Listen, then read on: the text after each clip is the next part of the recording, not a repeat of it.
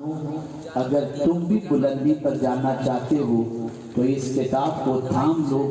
جہاں یہ کتاب رہے گی تم بھی وہیں رہو گے۔ میرے پیارے آقا صلی اللہ تعالی علیہ وسلم کے پیارے دیوانوں، اسی لیے اللہ عز و جل نے ان لوگوں کے حوالے سے فرمایا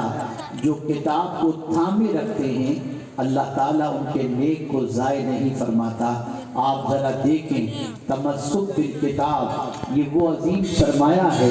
جس کسی کے پاس قرآن مقدس سے تعلق کا جوہر موجود ہو وہ دنیا میں کہیں بھی رہے گا، قرآن کی برکتیں اس کے ساتھ رہیں گی، قرآن کا فیض اس کے ساتھ رہے گا اور قرآن اسے بلندی کی طرف لیتا چلا جائے گا۔ دنیا کی واحد یہ کتاب ایسی ہے کہ اس کتاب کا حال یہ ہے کہ یہ کتاب صرف زمین کے اوپر فائدہ نہیں دیتی، بلکہ یہ کتاب اس سے تعلق رکھنے والے کو زمین کے اندر بھی فائدہ دیتی ہے اور آخرت میں بھی فائدہ عطا کرتی ہے۔ میرے پیارے آقا صلی اللہ علیہ وسلم کے پیارے دیوانوں، ہم لوگ دین کے راستے کے مسافر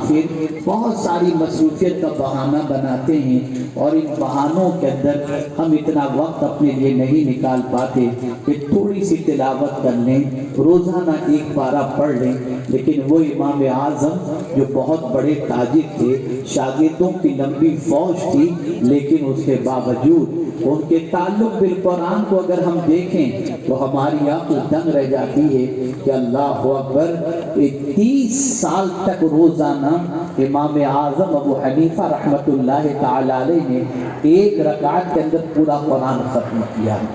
آپ اندازہ لگائیں تعلق بالقرآن کتنا اسٹرانگ تھا امام اعظم ابو حنیفہ رحمۃ اللہ تعالی علیہ کا، اور اسی کے ساتھ یہ مزاج بھی عطا فرمایا کہ یہ کتاب میں صرف پڑھتا نہیں ہوں، اس لیے کہ اس کتاب کا فائدہ انسان کو اس وقت نصیب ہوتا ہے سب سے زیادہ جب پڑھنے کے ساتھ ساتھ اس کو اپنی زندگی میں عملی شکل کے اندر ڈھال دے۔ اس لیے کہ قرآن کے نزول کا مقصد صرف تلاوت ہی نہیں ہے، بلکہ اللہ عز و جل فرماتا ہے اتبعوا ما انزل الیکم من ربکم۔ اللہ عز و جل نے اس کتاب کی پیروی کا حکم دیا۔ آج پوری دنیا کا اگر جائزہ لیا جائے تو مسلمانوں کا حال یہ ہے کہ چند آیتوں پر عمل ہی کو اپنی زندگی کے لیے سب سے زیادہ کافی سمجھ رہا ہے، اور آپ دیکھیں گے کل نماز، روزہ، حج، زکوٰۃ، طلاق، بس اس سے زیادہ انسان آگے بڑھتا ہوا نظر نہیں آتا۔ لیکن جب ہم امام اعظم ابو حنیفہ